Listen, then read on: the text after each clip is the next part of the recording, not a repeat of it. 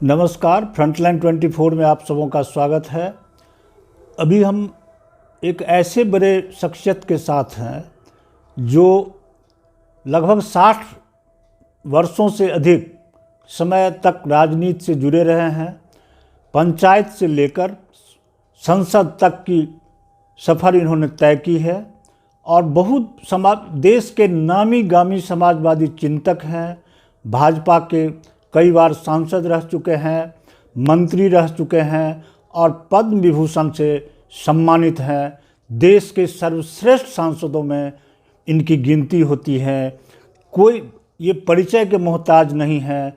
ये हैं हुक्मदेव नारायण यादव जी, जो मिथिलांचल के बड़े नेता तो हैं ही, देश भर में इनकी चर्चा होती है। बेबाकी से बोलते हैं, हर विषय का बखूबी व्याख्या करते हैं। कोई शास्त्र न हो, राजनीति का कोई विषय न हो जो इनसे अछूता हो।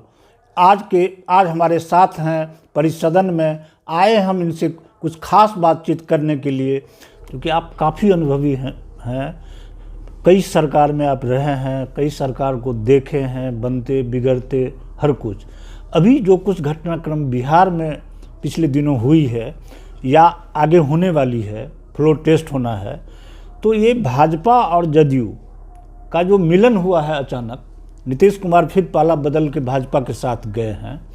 और तो ये क्या भाजपा कोई गलती नहीं कर ली है? भाजपा का ग्रोथ तो काफ़ी आगे बढ़ रहा था। अकेले भाजपा अपने दम पर बिहार में कुछ कर सकती थी, इस स्थिति में थी। बावजूद इसके फिर क्या ज़रूरत पड़ी भाजपा को कि लोकसभा चुनाव को लेकर या और कोई कारण से कि नीतीश कुमार को फिर अपने गोद में बैठा ली? ये गलती भाजपा से नहीं हुई है क्या? आप ऐसा महसूस करते हैं कि नहीं? देखिए, बिहार की जितने पार्टी हैं, आरजेडी हैं जी, कांग्रेस है, वामपंथी हैं, भाजपा है, जदयू है ना जी जी, इन सभी के सामने ये प्रश्न समान रूप से है। नीतीश प्रारंभ कहाँ से करते हैं? भाजपा के साथ। हाँ, बिल्कुल बिल्कुल। अटल बिहारी वाजपेयी के सरकार में मंत्री बने, उससे पहले बीपी सिंगला में थे। ये लोग कुछ थे।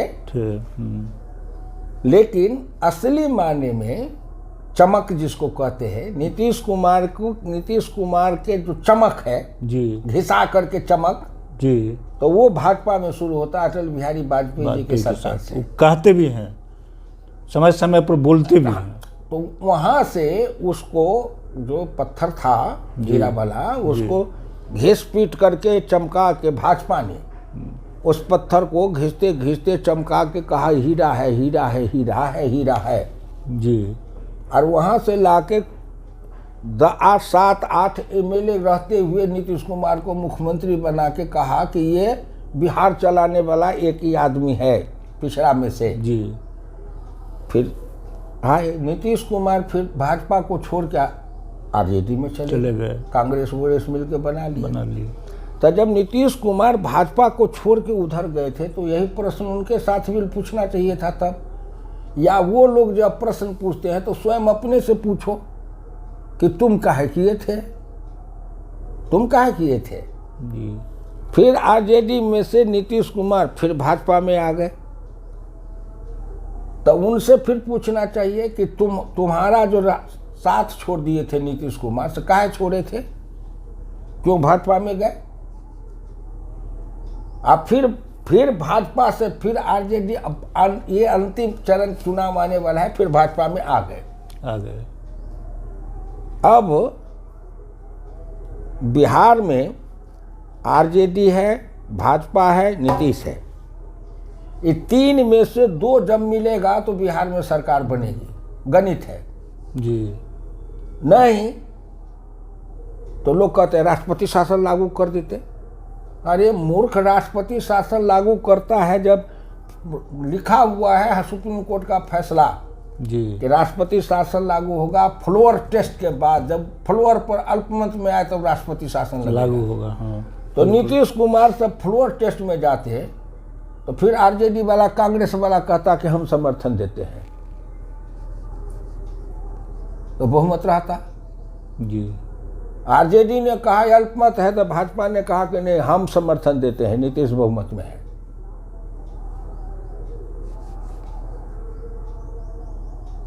चलता है युद्ध जहाँ हिंसा का, हृदय हृदय में मैत्री में विश्वासघात है, छल है छिपा विनय में दिनकर ने कहा। जी। तो ये तो युद्ध है, लोकतांत्रिक युद्ध है। हमको रणनीति है अभी, ये नीति नहीं है, ये रणनीति है। अश्वत्थामा हतो नरो वो रणनीति है, नीति नहीं है। धर्मराज युधिष्ठिर की वो नीति नहीं है, वो रणनीति है। रण में नीति जी। भीष्म पितामह के सामने शिखंडी को खड़ा करके अर्जुन बाण चला रहा है। भीष्म पितामह स्वयं कहते हैं कि अर्जुन ये शिखंडी के हाथ के बाण नहीं है। क्या है ये? रणनीति है। क्यों? कि अगर अभिमन्यु को चक्रव्यूह में घेर के सभी महारथियों ने निर्ममता पूर्वक, अनैतिकता पूर्वक वध नहीं किया होता तो फिर महाभारत में कोई भी फिसलन नहीं होती। तो लोकतंत्र है। जिस समय नीतीश कुमार भाजपा के समर्थन से चुनाव लड़के बहुमत, भाजपा नीतीश दोनों को बहुमत था जी, किसी एक का नहीं था। नीतीश में भाजपा का वोट था, भाजपा में नीतीश का वोट था जी। और तब अगर नीतीश भागे थे और तब जो आरजेडी वाले बाकी समर्थन देके नीतीश के साथ जुड़े थे तो उन्हें देखे थे कि नीतीश में भाजपा का भी वोट है, भाजपा का वोट है। तो हम बिहार में राष्ट्रपति शासन लागू करा के, हमारे करने पर भी नहीं होता। अगर हम राष्ट्रपति शासन लागू करते तो फिर वही लोग कहते कि फ्लोर टेस्ट क्यों नहीं करने दिया गया नीतीश को, और नरेंद्र मोदी राष्ट्रपति शासन लागू कर दिया, संविधान की हत्या हो गई। जैसे सुप्रीम कोर्ट में कपिल सिब्बल और सिंघवी बहस करता है जी।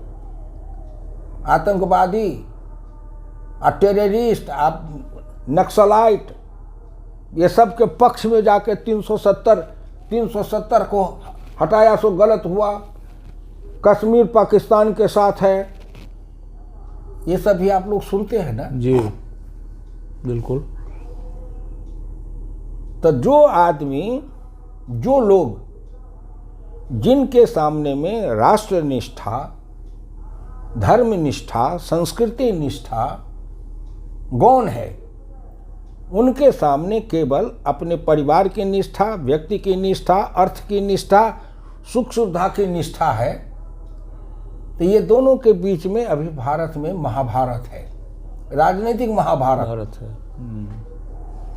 बिल्कुल। ये गांधी जो थे वो राम वाला युग था, और नरेंद्र मोदी है ये कृष्ण का युग है, और कृष्ण का युग सबसे जटिल है, इसलिए कृष्ण को समझना भी जटिल है। तो नरेंद्र मोदी अभी भारतीय राजनीति में वैसे ही हैं जैसे महाभारत के युद्ध में कृष्ण का रोल था। अब जिसको समझना हो वो समझे, कृष्ण के रोल को समझे जाए, गीता के मर्म को समझे। और नहीं साधारण समझना है तो कन्हैयालाल मणिकलाल मुंशी की 8 वॉल्यूम में कृष्ण अवतार है, उपन्यास के तौर पर पढ़ ले तो समझ लेगा कि क्या है। हमारे सामने राष्ट्र है। राष्ट्र की धुरी को मजबूत रखने के लिए और राष्ट्र निष्ठा की रक्षा करने के लिए दधीचि के जैसे अपनी शरीर का जीवित हड्डी भी देना पड़ेगा तो हम देने के लिए तैयार हैं। अगर 1000 गाली भी सुनना पड़े, अपमानित भी होना पड़े, तब भी हम उस गाली को सुनेंगे, अपमान को सहेंगे, जहर को पिएंगे, लेकिन मौन भाव से हम अपने लक्ष्य की ओर बढ़ते जाएंगे। हमारा लक्ष्य क्या है? राष्ट्र महान, राष्ट्र महान। यही इसी सवाल पर इसी से जुड़ा हुआ सवाल हम आपसे ये करना चाहते हैं कि नीतीश कुमार ने नरेंद्र मोदी जैसे शख्सियत को एक बार नहीं अनेक बार अपमानित कर चुके हैं। भाजपा के साथ चुनाव लड़के फिर राजद में चले जाते हैं। तो क्या भाजपा ये गारंटी कौन ले सकता है कि नीतीश कुमार फिर पलटी मार के यहाँ से इधर से उधर न चले जाएं? श्याम बाबू, मैं आपको पहले कहा, एक है तात्कालीन, एक है अल्पकालीन, एक है दीर्घकालीन। बिल्कुल। समाजवादी में डॉक्टर लोहिया भी हमको बताते थे, और भारत सरकार की जो योजना बनती है उस योजना का आधार यही है सब में, तत्काल, अल्पकाल, दीर्घकाल। अभी मान लीजिए यहाँ कोई घटना ऐसी घटे तो हमको तत्काल निर्णय लेना पड़ेगा ना। बिल्कुल। तो इसको मान लें कि तात्कालिक समझौता है। ये राजनीति की व्यवस्था है और तात्कालिकता है। दूसरा, नरेंद्र मोदी की प्रशंसा करना या नरेंद्र मोदी की निंदा करना, है तो नीतीश ने किए जी।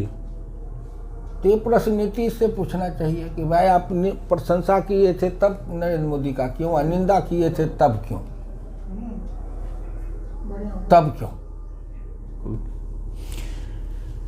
तो ये थे बाबू हुक्मदेव नारायण यादव जी, जो काफ़ी अनुभवी हैं और इन्होंने 60 वर्षों से अधिक तक की राजनीति की है। समाज को बहुत नज़दीक से इन्होंने देखा, ज़मीन से जुड़े हुए नेता हैं।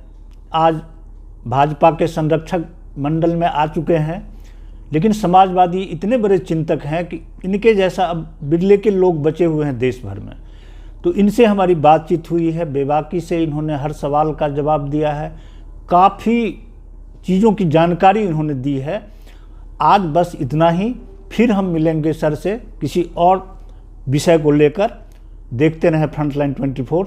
धन्यवाद। धन्यवाद। धन्यवाद।